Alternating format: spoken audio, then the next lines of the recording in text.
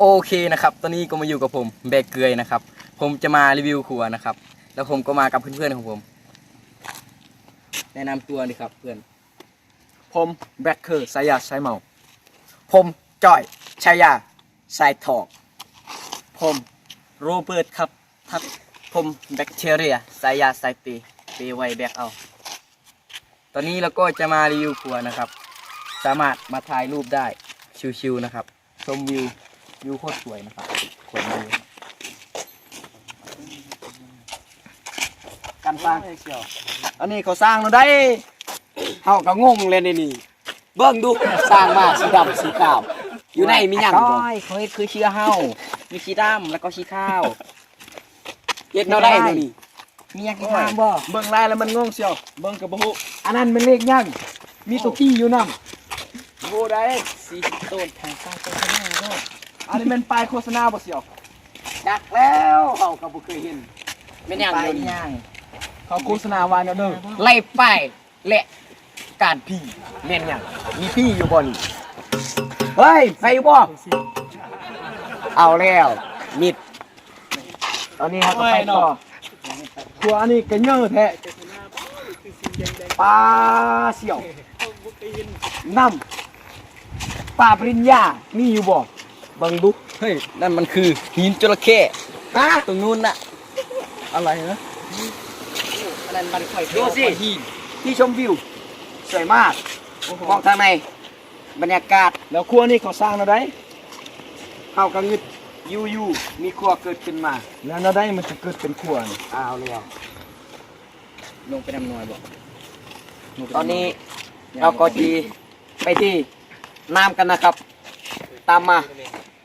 เราจะลงไปที่น้ำดูมีอะไรบ้างเพราะตอนนี้เราหิวมากผมคือแบกเกยผมจะไปล่าสัตว์ นั่นก็คือปลาพันธุ์ผมจะไปยิงหัวมันด้วยการเอามือ2 อัน แล้วตอนนี้เราจะไปอาบด้วยกันนะครับ เราก็จะมาดูครับ เรามีอาหารการกินอะไรบ้าง มาดูนะครับเอากล้องมาใกล้ๆดิ นี่ยามากครับ ดูนะครับไม่มีอะไรมีแต่ปึ้มนะครับเพราะว่าผมเพิ่งเลิกจากโรงเรียนนะครับ มันไม่เห็นนะครับเพราะว่ามันย้อนแสงอะนะ ตอนนี้เราก็มาถึงจุดที่เราจะไปแล้ว แต่เราก็มาถึงที่น้ำสักทีมันเหนื่อยมากๆครับ ดูน้ำโคตรใสเลย แต่มันกินไม่ได้มันเป็นพิษ อันนี้นะครับผมนุ่งทรงนะครับแล้วก็บ็อกเซอร์นะครับซึ่งบ็อกเซอร์ของผมกันน้ำได้ครับห้ามไม่เปียกครับเดี๋ยวไม่เชื่อเดี๋ยวลงให้ดูลงเลยเดี๋ยวอัพน้ำไม่เป็นนะครับบ้านที่ผมสอนให้นะครับแล้วก็จิเซอร์เลยนะแต่มัน โอ้โหยังโหดแต่ก็ไม่โหด โอ้ตอนนี้นะครับผมก็จมน้ำนะครับเฮ้ยไปที่อะไรเฮ้ยไปที่อะไรเฮ้ยอะไรเฮ้ยที่อะไรเฮ้ย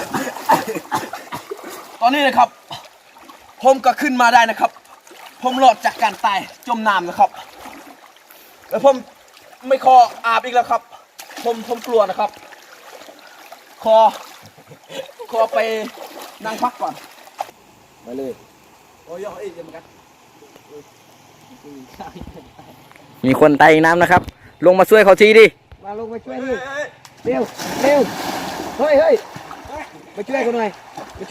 เฮ้ยนั่นคือใคร เฮ้ยตอนนี้เพื่อนของเรากำลังจะตายแล้วครับต้องพยาบาลนี่ครับ เฮ้ยเขาทำอะไรกันวะตัวนี้ก็คืออันไม่อาบน้ำนะครับ แล้วก็ตากล้องอีกด้วยนะครับ เพราะว่าหนาวนะครับ น้ำมีแต่ปลาปริญญาให้กูลงได้ยังไงกูไม่ลงหรอกหนาวครับกดเกี่ยวครับ นั่นก็คือครัวน้ำน้อย โอ้โหตอนนี้นะครับสลิปกันน้ำของผมก็เปียกไปหมดครับแมงมึงหำกูเปียกหมดเลยสลิปกันน้ำได้ไงเนี่ยโอ้ยซื้อราคาแพงเป็นล้าน2 ล้านสุดท้ายก็กำนานไม่ได้โอ้ไปเปลี่ยนสลิปก่อนกลัวดีรถใหญ่ไปไม่ได้พอดูสิมันใกล้จะพังแล้วรถจักรก็ไปไม่ได้ผมเลยสร้างครัวใหม่ให้กับประชาชนรถใหญ่ไปไม่ได้ครับครัวนี้ต้องไปทางนู้นครับ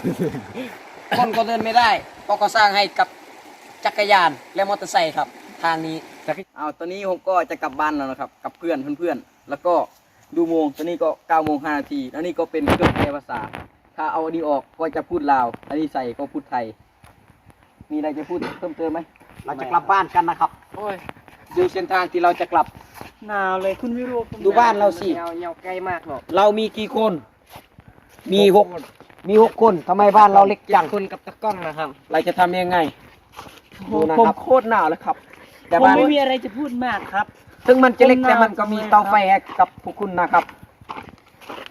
ผมไปบ้านนี่ผมต้องโดนแม่ผมด่าแน่นอน เพราะมัน5 โมงแล้วผมไม่ได้นึ่งข้าว ผมแม่ผมไม่ได้แต่พ่อแม่ผมจีว่าให้ โอเคครับ ผมก็เหมือนกันนะครับ ผมยังไม่ได้ไปอะไรเลยพ่อแม่ผมต้องด่าแน่นอนอย่าลืมกดไลค์กด subscribe กดติดตามช่องแนวเดอร์ฮูฮ่าฮ่า